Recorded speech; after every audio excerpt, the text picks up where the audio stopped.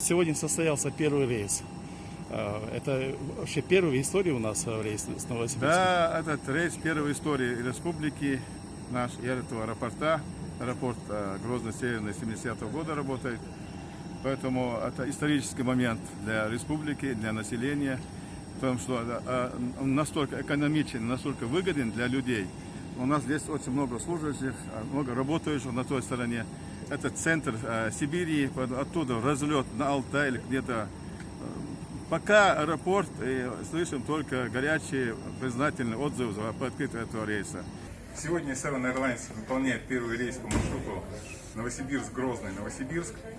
Авиакомпания «Сибирь» приветствует нашего первого пассажира на этом рейсе, зарегистрированного. И мы хотим вас поздравить и отметить памятным подарком. Чтобы вы пользовались впредь нашей авиакомпанией. Спасибо большое. Очень рады вас Очень видеть. приятно. Поздравляем вас. Спасибо большое. Спасибо большое. Спасибо.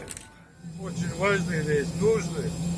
Это первый рейс, это как она начнется, с этого времени будет пассажирский поток. Я так думаю. Это благодаря правительству Чеченской Республики открыт рейс, субсидируемый рейс.